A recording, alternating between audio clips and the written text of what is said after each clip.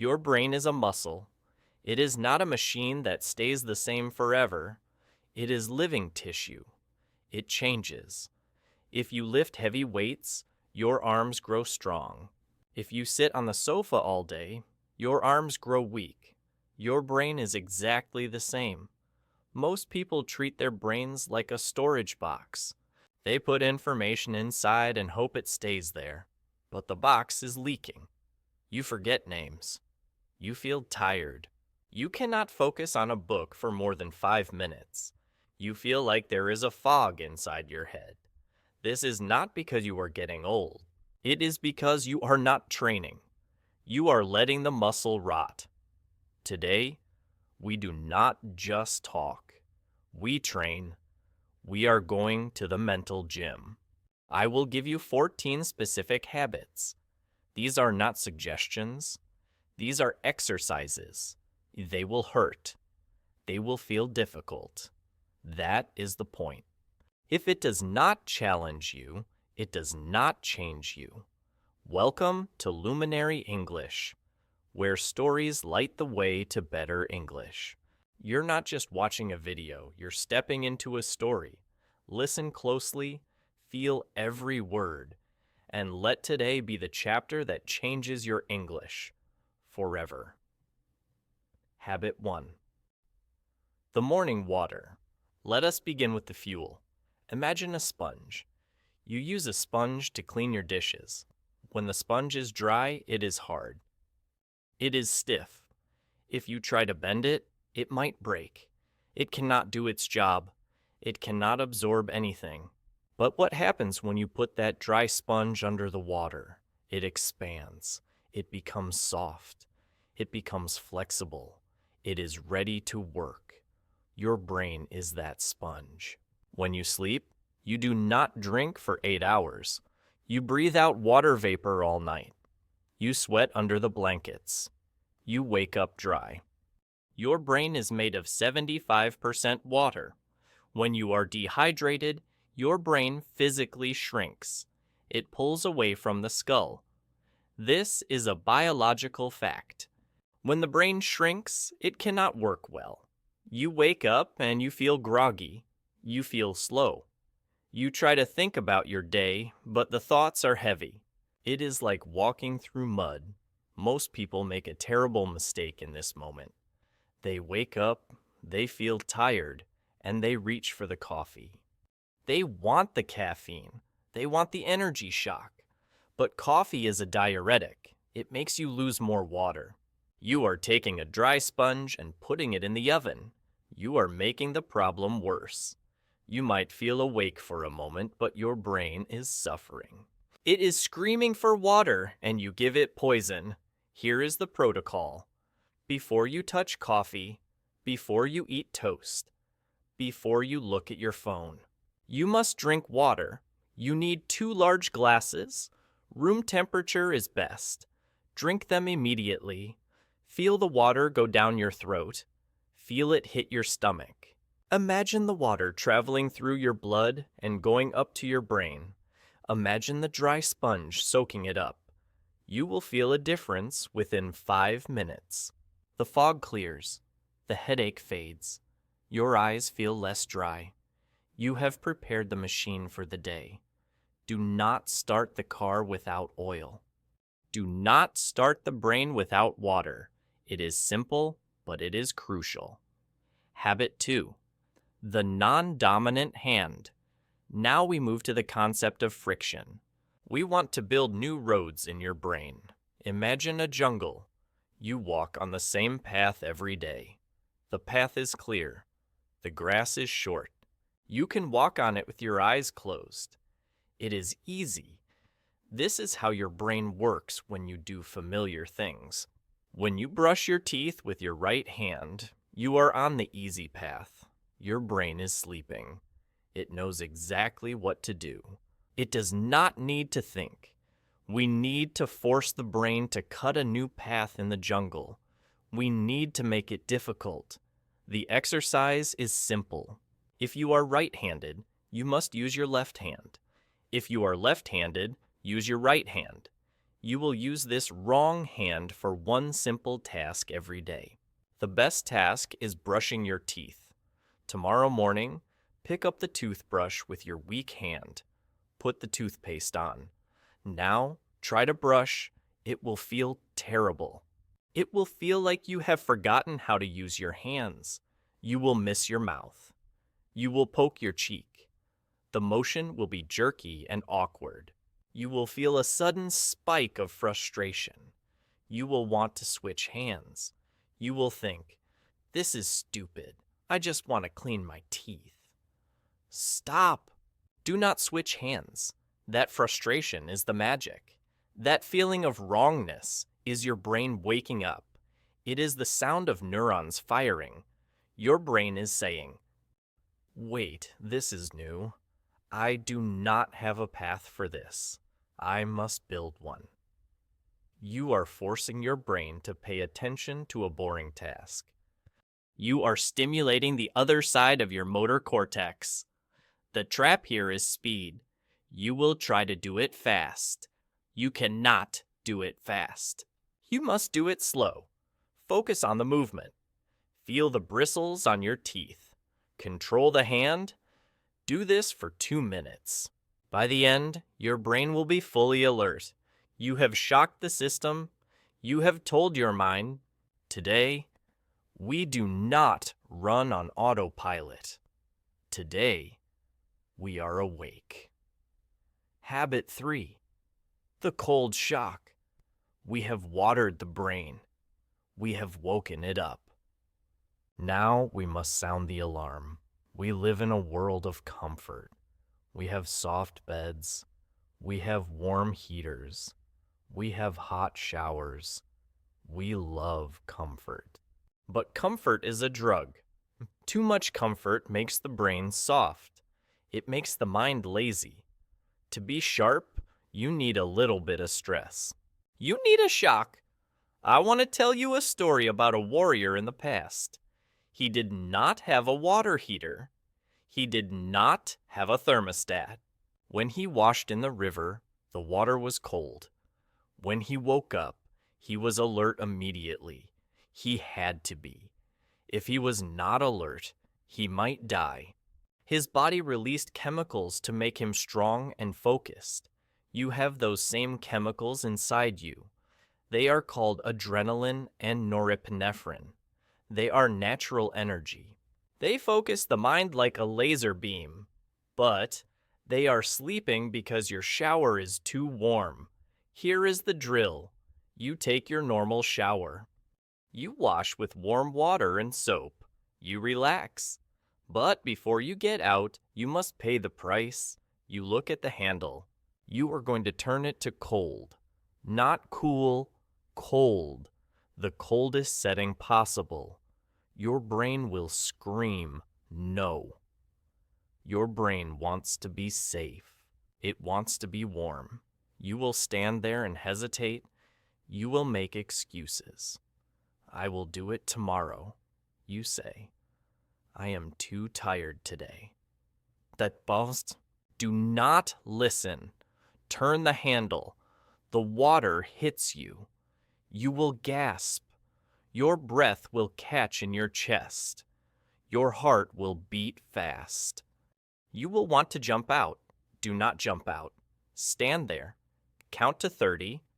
1, 2, 3. The shock is massive. 10, 11, 12. Your skin feels electric. 20. Your mind is completely clear. You are not thinking about your job. You are not thinking about your bills. You are only thinking about the cold. 30. Turn it off. Step out. Grab the towel. Notice how you feel. You do not feel tired anymore. You feel powerful. You feel alive. You have flooded your brain with energy chemicals. You have trained your mind to do something difficult first thing in the morning. If you can face the cold water, you can face a difficult email. You can face a difficult conversation. You have won the first battle of the day. Habit 4. The fast walk. Your brain is an organ. It needs food. But your brain does not eat hamburgers. It eats oxygen and glucose. How does the food get to the brain? It travels in your blood. Think of your blood like a delivery truck. The truck carries the packages of energy to the brain cells. If the truck is moving slow, the brain gets the packages late. If the truck stops, the brain starves. Most people spend their lives sitting. They sit at breakfast. They sit in the car. They sit at the desk. They sit on the sofa. When you sit, your heart beats slow. The delivery trucks are moving very slowly. Your brain is getting just enough food to survive, but not enough to thrive. We need to speed up the trucks. We need to pump the fuel. The habit is the fast walk. This is not a romantic stroll in the park. This is not looking at the flowers. This is transportation. You need to walk for 20 minutes every day, but the pace is critical. You must walk fast enough that it is hard to talk. If you can sing a song while you walk, you are walking too slow. You should feel your breath getting deeper. You should feel a little bit of sweat on your back. When you walk like this, your body releases a protein called BDNF. This is a long name, but you only need to know this. BDNF is like fertilizer for your brain. It helps new brain cells grow. It protects the old brain cells. It is a miracle chemical, and you can make it for free. You just have to walk fast. The trap is the phone. Do not look at your phone while you walk. If you look down, you walk slower. Look up. Swing your arms. Move with purpose. Imagine you are late for a very important meeting. Walk with that energy. Pump the blood. Feed the brain. When you return to your desk, you will find that the answers to your problems come easier. Why? Because the delivery truck has arrived. Habit 5. The observation game. Most people are zombies. I want you to think about your journey to work or school today. Can you remember the color of the car parked next to you?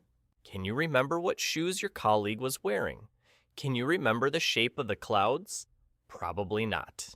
You were physically there, but your mind was not. Your eyes were open, but you were not seeing. You were in passive mode. You were thinking about the future or the past. You were ignoring the present. This is a bad habit. It trains your brain to ignore details. It makes your memory weak. We need to switch from passive mode to active mode. We need to turn on the camera. We will play a game called the observation game. You can do this anywhere. You can do it in a waiting room. You can do it on the bus. You can do it in your own kitchen. Here is the rule. You look at a scene for 10 seconds. Then, you close your eyes. Now, ask yourself questions. How many chairs are in the room? What color is the floor? Is there a clock on the wall? What is the person in the corner holding? Open your eyes. Check your answers. You will be wrong many times. You will realize how blind you are. You looked at the room, but you did not record it. Try again. Look for 10 seconds. Force your brain to label things. Blue chair, wooden table, red cup, man in gray suit. Close your eyes. List them. This exercise strengthens your working memory. It trains your focus. It teaches your brain that details matter. The trap here is thinking this is childish. It is not childish. It is the same training that spies and detectives use. They must see everything. They must remember everything. Start small. 1 minute a day. Look at a stranger. Close your eyes. Describe their face, nose shape, eye color, hairstyle. Open your eyes. Were you right? When you start to really see the world becomes more interesting, and your memory becomes a steel trap. Habit 6. The calculator ban. We have a device in our pockets that is destroying our brains. The smartphone. It is a tool, yes, but it is also a crutch. A crutch is something you use when your leg is broken. But if you use a crutch when your leg is healthy, your leg muscles will disappear. You will forget how to walk. We have forgotten how to do math. You are at a restaurant with friends. The bill comes. It is $50. You want to leave a 20% tip. What do? Do you think? No. You pull out the phone. You type 50 times 0. 20. The phone gives you the answer. You are weak. You have outsourced your thinking to a machine. Your math muscle has atrophied. It is small and soft. We are going to institute a ban, a strict rule. No calculators for simple math. When you need to calculate a tip, use your brain. When you need to add up the cost of 3 items at the grocery store, use your brain. When you need to know how many minutes are left until 5:00 p.m., use your brain. It will hurt. You will stare at the bill and your mind will go blank. You will feel panic. I was bad at math in school, you will say. I cannot do this. That is a lie. You can do it. It is just rusty. Fight the urge to grab the phone. Break the problem down. Okay, 10% of 50 is 5, so 20% is double that. It is $10. See? You did it? Every time you do mental math, you are using your working memory. You are holding numbers in your head and manipulating them. This is heavy lifting for the brain. It is like doing a squat for your mind. The more you do it, the faster you get. You will become the person who knows the answer before everyone else has even unlocked their phone. You will be sharp. Stop using the crutch. Walk on your own 2 feet. Habit 7. The Mapeless Journey. Let me tell you a story about London taxi drivers. To drive a black cab in London, you have to pass a test called the Knowledge. It is the hardest geography test in the world. You have to memorize 25,000 streets. You have to know every hotel, every park, every statue. You cannot use a GPS. You must have the map in your head. Scientists looked at the brains of these taxi drivers. They found something incredible. The part of the brain responsible for memory and space, the hippocampus, was physically bigger than in normal people. It had grown. It was huge. Why? Because they used it. They navigated. Now look at us. We get in the car. We type the address into Waze or Google Maps. A blue line appears. A voice says, "Turn left in 200 feet." We turn left. We do not look at the street names. We do not look at the landmarks. We are sheep following a shepherd. If the battery dies, we are lost. We do not know where we are. Our hippocampus is shrinking because we never use it. The habit is the Mapeless Journey. Once a week, go somewhere without the GPS. If you are driving to a new shop, look at the map. Before you leave the house, study it. Okay, I go down Main Street, past the church, then turn right on Oak Street. Visualize the turn. Memorize the route. Then, put the phone away. Drive. You will feel anxious. You will wonder, did I miss the turn? You will look for street signs. You will look for the church. You are engaging with the world. You are building a mental map. What happens if you get lost? Good. Getting lost is the best training. When you are lost, your brain wakes up fully. The stress rises slightly. You have to solve a puzzle. I think I went too far. The sun is over there, so that is west. I need to go north. You are thinking. You are navigating. You are acting like an explorer, not a passenger. Start with easy trips, places you have been once or twice. Try to get there on memory alone. Then try harder trips. Build your internal compass. Make your hippocampus grow. Habit 8. The deep read. The internet has changed how we read. Think about how you read a news feed. You scroll. You see a headline. You read one sentence. You look at a picture. You scroll again.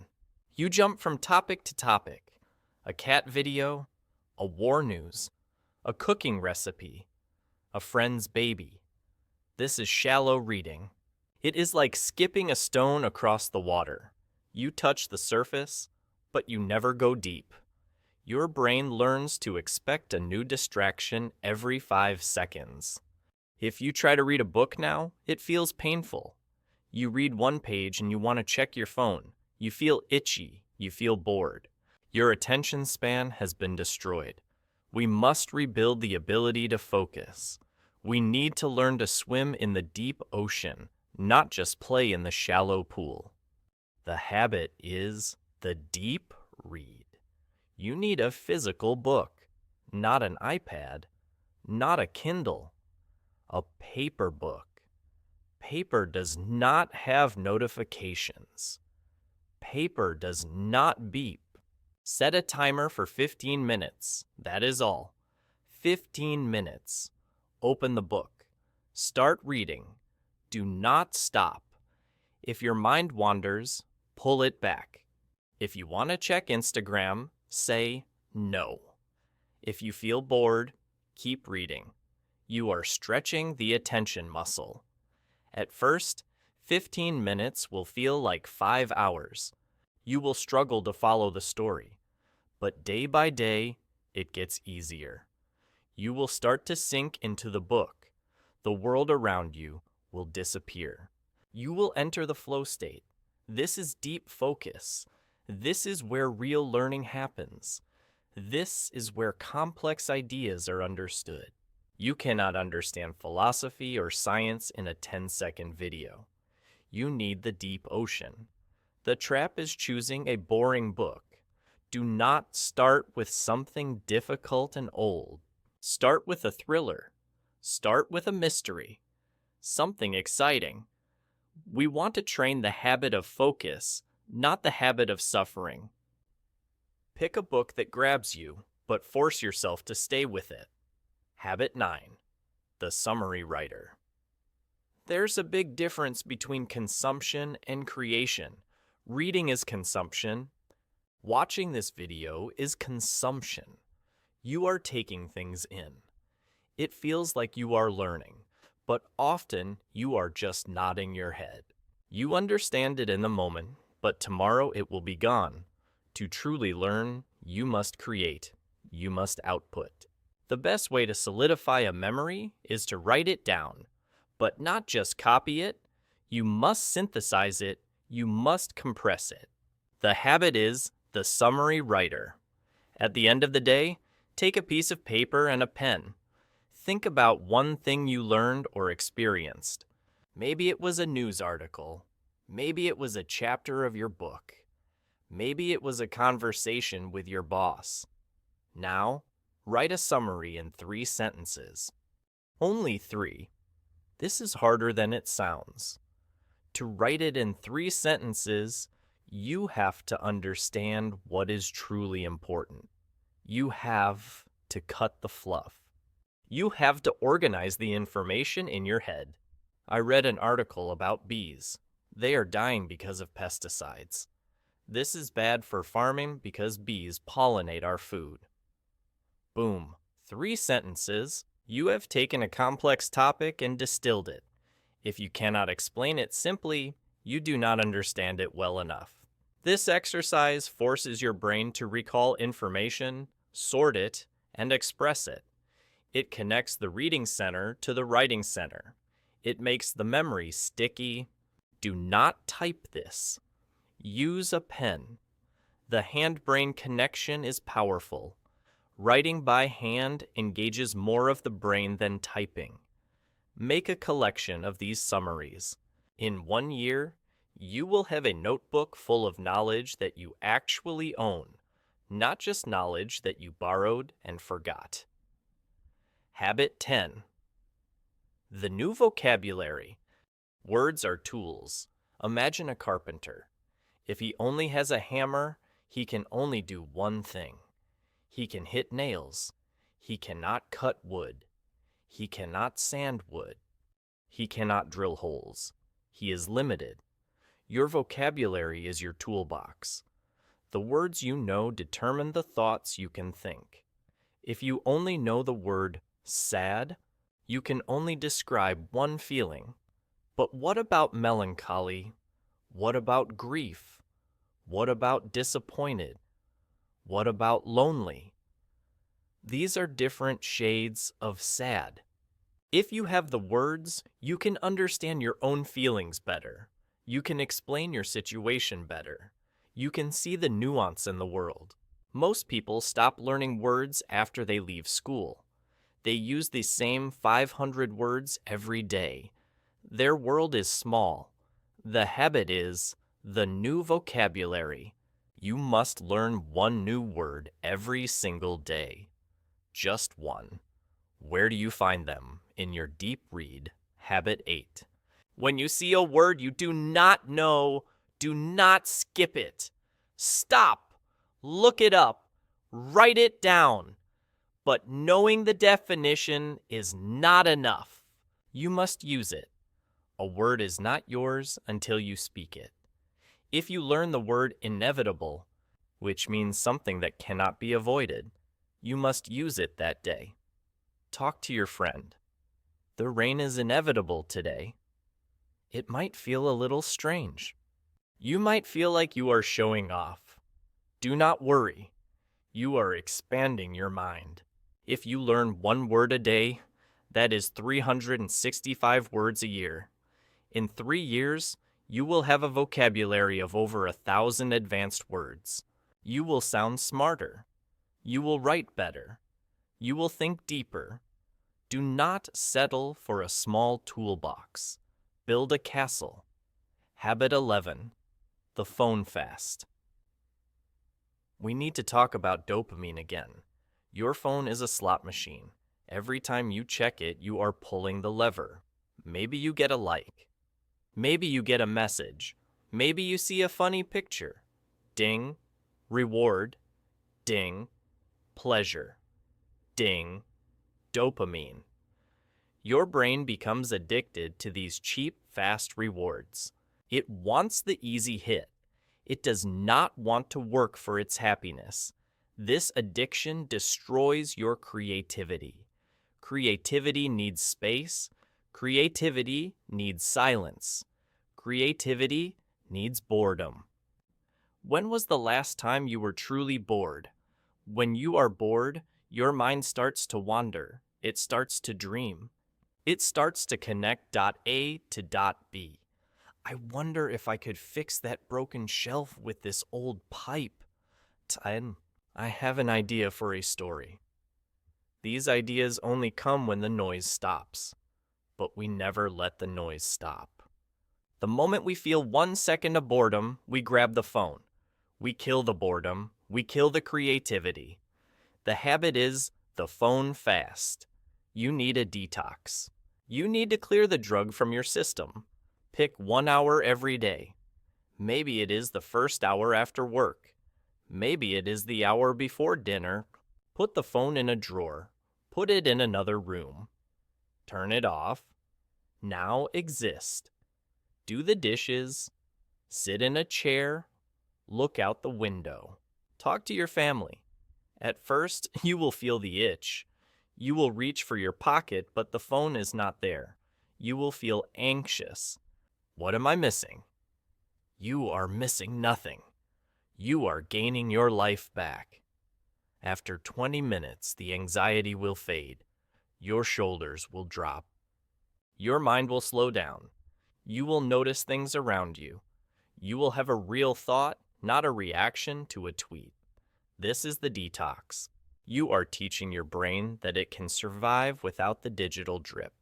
You are breaking the chains, 1 hour a day. freedom.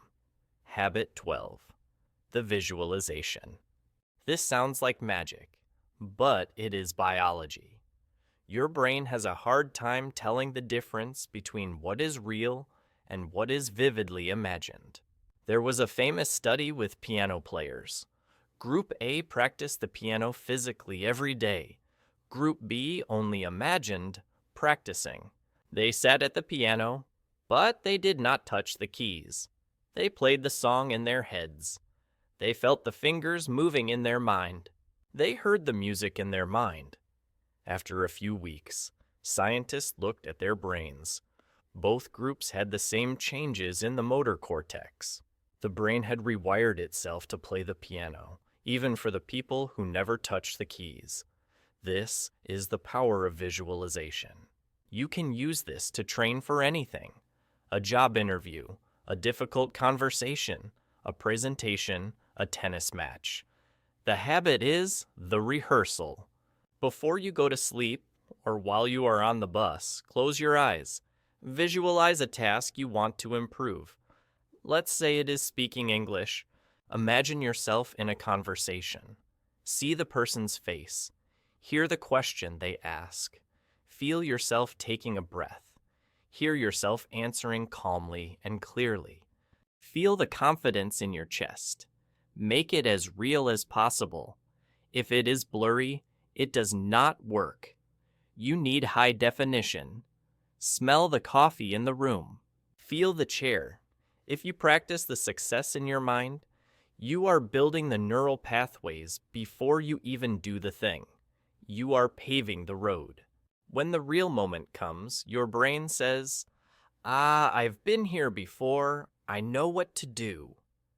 You will be less nervous. You will be more skilled.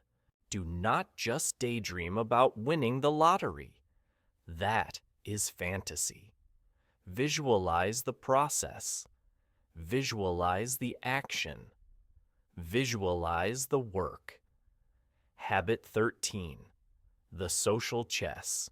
Social interaction is the most complex thing a human can do. Think about a conversation.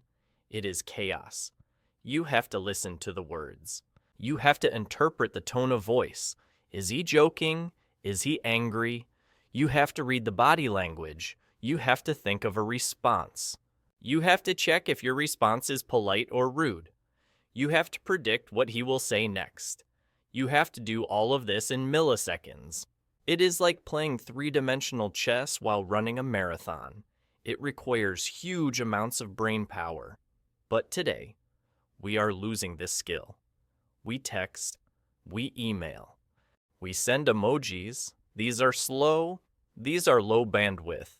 We can edit our texts, we can wait 10 minutes to reply. Real conversation is live. There is no edit button. The habit is social chess. You must have one real face-to-face conversation every day. But there is a rule. You must be fully present. No phones on the table. Eye contact. Active listening. Your goal is to keep the conversation going like a tennis rally. Do not let the ball drop. If they say, I went to the park, do not just say cool. That drops the ball. Say, which park? The one by the river? You hit the ball back. This forces your brain to process information fast. You have to pay attention. You have to be curious. If you are shy, this is hard. Good. The hardness is the training. Go to the cashier, ask how their day is, listen to the answer, ask a follow-up question, talk to your neighbor. This high-speed social processing keeps the brain young. It protects against aging. Lonely people lose their cognitive sharpness faster. Connection is not just good for the soul, it is survival for the brain. Habit 14. The sleep cleanse. We end with the recovery.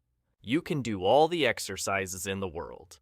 You can drink the water, walk the walk, read the books. But if you do not sleep, it is all for nothing. Sleep is not a waste of time. Sleep is when the janitors come out.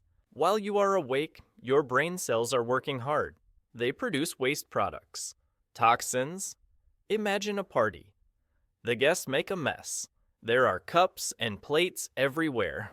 When you sleep, your brain cells actually shrink a little bit to create space between them. Then, fluid rushes through and washes away the toxins. This is called the glymphatic system. It is the dishwasher of the brain. If you sleep for 4 hours, the janitors do not have time to finish the job. You wake up with a dirty brain. The toxins are still there. This leads to long-term damage. It leads to Alzheimer's. It leads to memory loss. You cannot tough it out. You cannot cheat biology. The habit is the sleep cleanse. You need 7 to 8 hours. But more importantly, you need quality. The enemy of sleep is blue light. The light from your phone looks like the sun to your brain. If you look at your phone at 11:00 p.m., your brain thinks it is noon. It stops producing melatonin, the sleep hormone. So, the rule is simple but hard. No screens 1 hour before bed. Read your paper book. Habit 8. Talk to your partner. Habit 13. Visualize your tomorrow. Habit 12. Let the brain cool down. Let the chemicals shift. When you sleep well, you lock in the memories of the day. The new words you learned, they are saved during sleep. The map you memorized, it is solidified during sleep. Sleep is the save button. If you do not hit save, you lose your work. Respect the sleep. It is the foundation of the mental gym, the reflection. I want to be honest with you. I was not always this disciplined. There was a time in my life when I was a zombie. I would wake up and scroll through social media for 30 minutes in bed. I drank 3 coffees before I drank a drop of water. I drove to work with the GPS on, even though I knew the way. I avoided hard conversations. I never read books, only headlines. I felt it. I felt the fog. I felt slow. I felt like I was losing my edge. I would walk into a room and forget why I was there. I would try to find a word in a conversation and it would not come. I was scared. I thought, is this it? Am I getting stupid? Then I realized I wasn't stupid. I was just out of shape. My brain was a flabby muscle. I started small. I started with the water, then the walking, then the reading. It was painful at first. My brain fought me. It wanted the dopamine. It wanted the easy path. But I fought back, and slowly the fog lifted. The lights turned back on. I remembered names. I learned faster. I felt sharp. I am telling you this because I want you to know it is possible. You are not broken. You are just untrained. The outro. Your brain is plastic. It is waiting for you to mold it. It is waiting for the challenge. You have 14 habits, 14 tools. Do not try to do all 14 tomorrow. You will fail. Pick one, just one, maybe the water, maybe the cold shower, maybe the reading. Master it. Then add another. But you must start. The world is getting faster. The problems are getting harder. You need a strong mind to survive. Do not just watch this video and nod. Do not be a passive consumer. Go to the gym. If you want to keep training, if you want to turn your English and your mind into a weapon, you know what to do. Like this video. Subscribe to Luminary English. Your mind is a fire. Do not let it go out. I'll see you in the next chapter.